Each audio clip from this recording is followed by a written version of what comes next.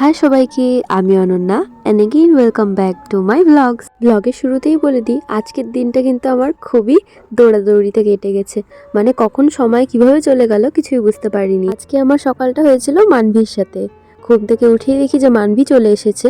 তারপর আমি মুখ ধুয়ে ফ্রেশ হইনি, কারণ আমাকে আজকে আবার বিডিও অফিসে যেতে হবে। তারপর আমার সাথে আবার আরেকটা কাণ্ড হয়ে যায়।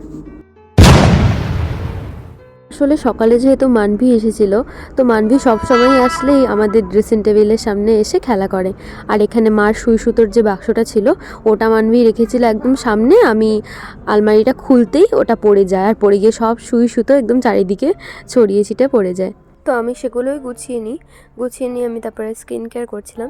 স্কিন কেয়ার বলতে আমি সেরকম কিছু করি না, মানে অত কিছু প্রোডাক্টও মাখি না। মানে মুখের মধ্যে এক গাদা একবার টোনার, একবার এইটা একবার ওইটা, অত আমি মাখামাখি করি না। আমি জাস্ট কয়েকদিন ধরে এই গোলাপ জলটা ইউজ করছি ডাবারের। আগে আমি এই অ্যালোভেরা জেল ইউজ করতাম, তো এখন আমি গোলাপ জলটা ইউজ করি আর ওই জয়ের ক্রিমটা ইউজ করি আর সানস্ক্রিন, বাস এতটুকুই। আমি আর অত কিছু মাখি না। তারপর আমি ঘুম থেকে উঠে চুলটা আমি মাঝে মধ্যে কী করি, চুল আঁচড়াতেও ভুলে যাই। একবারে স্নান করে আমি পরে গিয়ে চুল আঁচড়াই। চুল বাঁধা হয়ে গেলে তারপর আমি এখানে চা আর রুটি খাচ্ছিলাম।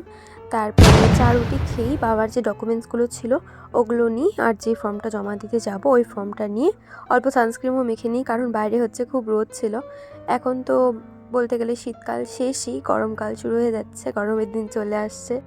তো আমি যেহেতু বিডিও অফিস যাবই, তো দাদাভাই বাড়িতে ছিল, দাদাভাইকে বলি যে আমাকে অল্প দিয়ে আয়। তারপরে আমি সানিয়াদের দোকানে আসি কিছু জেরক্স করার জন্য। তারপরে দাদাভাইয়ের সাথে চলে যাই বিডিও অফিসে। তারপর আমার কাজও হয়ে যায় আর আমিও বিডিও অফিস থেকে বেরিয়ে পড়ি। বাইরে মিশালির দোকান ছিল, ওখান থেকে অল্প মিশাল নিচ্ছিলাম। এই কাকিমণিটার কাছ থেকেই আমরা স্কুলে থাকতে মিশাল খেতাম, বরফ খেতাম 2 টাকা দিয়ে। তো তাই আগের সব কথা মনে পড়ে গেল। তারপর আমি বিডিও অফিসের সামনে থেকে একটা টোটোতে উঠে বাড়ি চলে আসি। বাড়িতে এসে সেই মিশাল খাচ্ছিলাম। তারপর আমি তাড়াতাড়ি স্নান করে নিই, আর স্নান করে তাড়াতাড়ি রেডি হচ্ছিলাম, কারণ আমি আজকে যাব জলদাপাড়ায় কার সাফারি করতে। তাই আমি ভাবলাম যে অনেক দিন থেকে get ready with me video করা হয় না, সো সেটার জন্য অল্প ভিডিও শ্যুট করছিলাম। তাই এখানে ড্রেস, মেকআপের জিনিস সব কিছু একদম সাজিয়ে রেখেছিলাম। মেকআপ বলতে সেরকম তো কিছু করিনি, জাস্ট ফাউন্ডেশন, মাস্কারা আর লিপস্টিক, এতটুকুই। তারপরে আমি রেডি হয়ে যাই, আর রেডি হয়ে রাস্তায় গিয়ে দাঁড়িয়েছিলাম, কারণ পিসির বাড়ির থেকেই গাড়ি আসবে। তো সেই গাড়িতে করেই আমরা মা, বৌদিরা সবাই মিলে যাব। তো তাই সবাই মিলে রাস্তায় এসে দাঁড়িয়েছিলাম। আর এখানে বিকিদা অল্প পোজ মারছিল, তাই ওরও ভিডিও করে নিই। আর এই যে জলদাপাড়া ন্যাশনাল পার্ক, এখানেই ভেতরে যে হলং বাংলোটা ছিল ওখানটাতেই আমরা মেন যাব। এখন তো আর বাংলোটা নেই, কিন্তু ওখানে আবার রিনোভেশন কাজ চলছে, মানে ওখানে আবার নতুন করে আরেকটা বাংলো হয়তো তৈরি করা হবে। আর বৌদি এখানে মানভীকে নিয়ে যাবে না, কিন্তু মানভী একদম ঠিক টাইমে ঘুম থেকে উঠে পড়েছে। তারপর পিসি, পিসামণি, দাদা, বৌদি ওরা সবাই মিলে গাড়িতে করে চলে আসে, আর আমরাও গাড়িতে উঠে পড়ি। আর এই দেখো, প্রথমেই আমরা ময়ূর দেখতে পাই। আর তোমরা যারা যারা জানো না তাদেরকে একটা কথা বলে রাখি, যারা যারা জলদাপাড়ায় কার সাফারি করতে আসবে আর প্রথমেই ময়ূর দেখবে, তাহলে ভেবে নিও যে তোমাদের এই কার সাফারি করা একদম সার্থক হয়েছে। কারণ ময়ূর দেখতে পেয়েছো মানেই তোমরা একে একে সব কিছু দেখতে পাবে। আর এই কথাটা আমি আগে জানতাম না, আজকে দাদা বলল তাই জানতে পারলাম। আমরা গাড়িতে ওঠার পরপরই পারলে 20-25টার উপরে আমরা ময়ূর দেখেছি। আর এই যে দেখো, এখানে ময়ূরটা একদম পেখম মেলে দাঁড়িয়েছিল। যেই ময়ূরটা পেখম মেলে দাঁড়িয়ে আছে আসলে এটা মেল, আর এই পাশে অনেকগুলো ফিমেল ময়ূর ছিল। সো ওগুলোকেই অ্যাট্রাক্ট করার জন্যই মেল ময়ূরটা এভাবে পেখম মেলেছিল। আর তোমাদেরকে একটা ছোট্ট স্টোরি শোনাই। আমার পিসামণি যখন থেকে ফরেস্ট ডিপার্টমেন্টে জব পায়, তখন থেকেই কিন্তু পিসামণি এই জলদাপাড়া হলং বাংলোর পাশে যে কোয়ার্টারগুলো আছে ওখানেই থাকতো। পিসি, পিসামণি, দাদা 3জন মিলে ওখানেই থাকতো। আমার দাদার ছোটোবেলা 24টা বছর এই হলং বাংলোতেই কেটেছে। তখন থেকে আমিও ছোটোবেলা থেকে স্কুলে পড়ে স্কুল বাসে করে ডাইরেক্ট এখানে চলে আসতাম। এখানে এসে অনেক দিন থেকে মজা করে ঘুরে তারপরে বাড়ি যেতাম।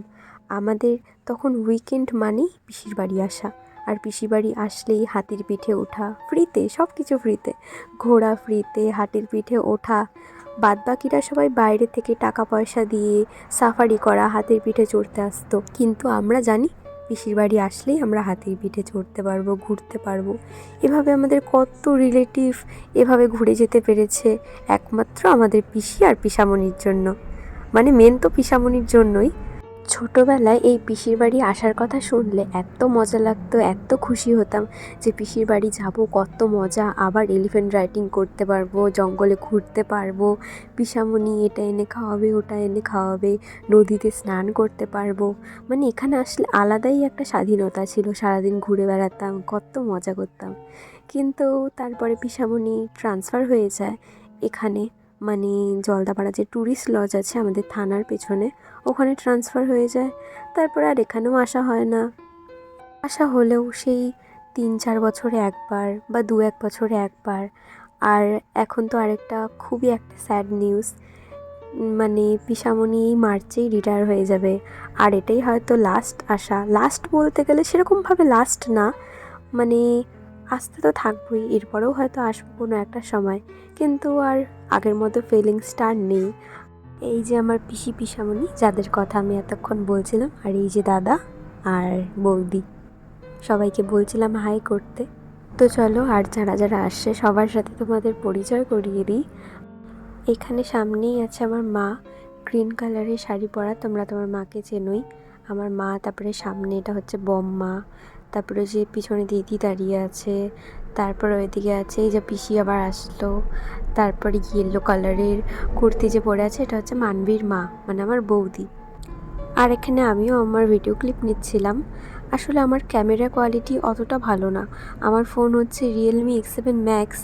তো এই ফোনের ক্যামেরাটা আগে ভালোই ছিল, আসলে ফোনটা আমার হাত থেকে অনেক কয়েকবার পড়ে যায়, তারপরে আমাকে এই ফোনের ডিসপ্লে চেঞ্জ করতে হয়। সো ডিসপ্লে চেঞ্জ করতে করতে ফোনের ব্যাক প্যানেলটাও খোলা হয়েছিল অনেক কয়েকবার। সো ক্যামেরার কোয়ালিটিটা আগের থেকে অনেকটাই খারাপ হয়ে গেছে, আর আমার ফোনের স্পেসও ফুল হয়ে গেছে। সো এখন মানে আমি যেহেতু ব্লগ করা শুরু করেছি, আমার একটা ভালো ফোনের অনেকই দরকার। কিন্তু যেহেতু আমি এখন কিছু একটা করছি না, মানে না আমি কোনো জব করছি, না আমি ইনকাম করছি। সো যদি আমি এর মধ্যে ইনকাম করা শুরু করি, মানে ছোটোখাটো ইনকাম সোর্সও যদি হয় আমার, তাহলে আমি অবশ্যই চেষ্টা করব প্রথমে একটা ফোন কেনার, আর তোমাদেরকে আরও ভালো ভালো, আরও সুন্দর সুন্দর ভালো কোয়ালিটিতে ব্লগ দেওয়ার। তো এই কয়েকটা দিন তোমরা এভাবে একটু কষ্ট করে আমার ব্লগগুলো দেখো, তাও আমি চেষ্টা করব আমার ব্লগগুলোকে আরও ভালো করার। তো দেখো, আমি তো তোমাদের ভিডিওর শুরুতেই বলেছিলাম যে তোমরা যদি তোমাদের যাত্রার শুরুতেই ময়ূর দেখো, তাহলে তোমরা পরে গিয়ে অনেক কিছু দেখতে পাবে। তো তোমরা তো ভিডিওতে দেখলেই, মানে আমার ভয়েসগুলো শুনলে, আর ভিডিওটাও তো দেখলে। যদি না দেখো তাহলে আবার গিয়ে দেখে আসো যে প্রথম থেকে এই বাংলোতে ঢোকার আগে পর্যন্ত আমরা কতগুলো ময়ূর দেখেছি। তাই আমরা এখানে এসেই এক পাল হাতি পাই, তারপরে একটা মা হাতি ছোট্ট বাচ্চা হাতিকে নিয়ে আসছিল, দুটো বাইসন ছিল, অনেক কিছু দেখি আমরা। আর এই যে দিদি আর জিজু, এদের জন্যই কিন্তু আমাদের আসা হয়, ওরা আসবে বলে গাড়ি ঠিক করেছিল, ওদের সাথেই পরে আমরা চলে আসি গাড়িতে, যেহেতু অনেক জায়গা ছিল। তাই পিসি আমাদের সবাইকে আসার কথা বলেছিল, তাই আমরা সবাই মিলে চলে আসি ঘুরতে। আর এই ভিডিওতে কিন্তু আমি অনেক কয়েকবার চিজ পোস্ট করেছি, তোমরা কেউ ইরিটেট হয়েও না। আর এই যে পিসিদের কোয়ার্টার, পিসিরা কিন্তু এখানেই থাকতো। ওই যে সামনে ইয়েলো কালারের ছোট্ট মন্দিরটা দেখছো, ওটা হচ্ছে মনসা ঠাকুরের মন্দির। ওখানেই পিসিরা বছর বছর পূজা করতো, আর এখানে আমরা সবাই একসাথে হতাম এই পূজাতে। আর এই পূজাতে তো আলাদাই মজা হতো, সবাই মিলে একসাথে পুজোর আগের দিন ভাসান থেকে পরের দিন ঠাকুর আনা, পুজোতে সময় কাটানো, সবাই একসাথে আসা, মজা করা, মানে খুব মিস করি দিনগুলোকে। এই কোয়ার্টারটাতে পিসামণি আর দাদা থাকতো। তারপর আমরা চলে যাই সেখান থেকে আরেকটা জায়গাতে, কিন্তু ওই জায়গাটার নাম আমার মনে পড়ছে না, কি একটা টাওয়ার যেন বলে। তো যারা এমনি নর্মাল কার সাফারি করতে আসে তাদেরকেও কিন্তু ওই টাওয়ারে নিয়ে যাওয়া হয়। আর এখানে কিন্তু যাওয়ার সময় আমরা অনেকগুলো ময়ূর, সাম্বার, তারপরে বাইসন এগুলো দেখতে পেয়েছি। এই যে দেখো একটা ময়ূর।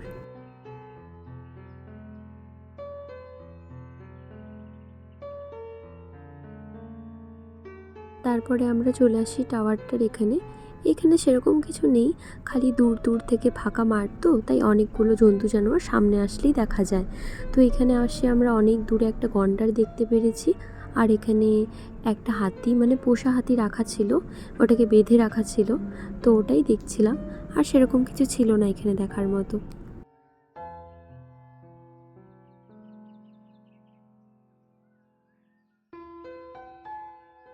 আর এই অ্যানিমেলটার নাম কি তোমরা সবাই আমাকে কমেন্টে জানাবে, দেখি কে কে বলতে পারে। আর এই জায়গাটাতে এতগুলো বাইসন ছিল, মানে মনে হচ্ছে কোনো একটা ক্ষেত, ওখানে হচ্ছে গরু ছেড়ে দিয়েছে একদম চড়ার জন্য। মানে এতগুলো বাইসন ছিল, তোমরাই দেখো জাস্ট, খালি মনে হচ্ছে উকুনের মতো একদম গুড়ি গুড়ি গুড়ি গুড়ি। আর এখানে সামনেই একটা ছোট্ট বাইসনের বাচ্চা ছিল, মানে একদম বাছুরের মতো লাগছিল দেখতে।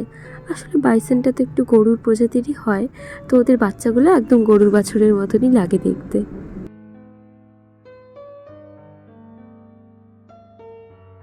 আর এতক্ষণ কিন্তু আমরা গন্ডার দেখিনি। এই যে এখানে আরেকটা ওয়াচ টাওয়ার, এখানে আসার পরে আমরা এই যে গন্ডার দেখতে পাই একদম সামনে থেকে, মানে 10 পা এগোলেই সামনে গন্ডার। মানে আমরা অনেক সামনে যাচ্ছিলাম, গন্ডারটার সামনে গিয়ে video photo তুলছিলাম।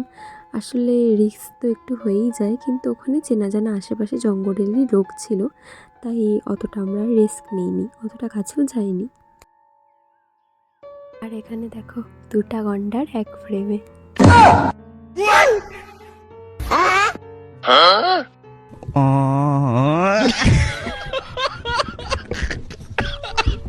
Jokes apart guys. আর দেখো এটাই হচ্ছে সেই টাওয়ারটা। এখানেও 2টো পোষা হাতি ছিল। একটা হাতি জঙ্গল থেকে খাবার নিয়ে আসছিল, পরে অন্য আরেকটা হাতি যে বাঁধা ছিল ওকে একটু পরপর গিয়ে খাবার দিচ্ছিল।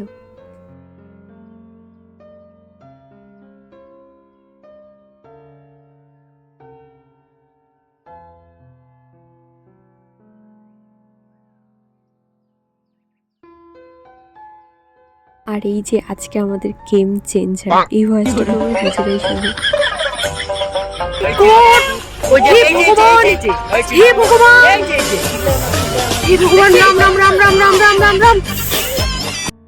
আসলে আমি তখন একটু বেশি ভয় পেয়ে গেছিলাম, মানে মেয়েটাকে লেপার্ড দেখেছি কিন্তু এতটা সামনের থেকে দেখিনি। আর লেপার্ডটা কী করলো, রাস্তাটা ক্রস করে আমাদের গাড়ির পাশে এসে বসলো। আর তখনই আমি বসেছিলাম একদম উইন্ডোর সাইডে, আর জানলাটাও খোলা ছিল, এর জন্য আমি একটু অতিরিক্ত ভয় পেয়ে গেছিলাম। ভয়ে এক্সাইটমেন্টে আমি ওইসব বলে ফেলেছি রাম রাম রাম রাম ভগবান, মানে একদম, মানে ওই মুমেন্টে যদি কিছু হয়ে যায় তাহলে তো আমাকে ভগবানই বাঁচাবে, এই জন্য ভগবানের নামই নিচ্ছিলাম। সো তারপরে বাড়িও চলে আসি, বাড়ি এসে সব ড্রেস চেঞ্জ করে নিই। সো আজকের ব্লগটা এখানেই এন্ড করছি। বাই বাই সবাইকে, দেখা হচ্ছে পরের একটা ব্লগে। আর তোমাদের আজকে ভিডিওটা কেমন লাগলো কমেন্টে জানিও। Bye bye.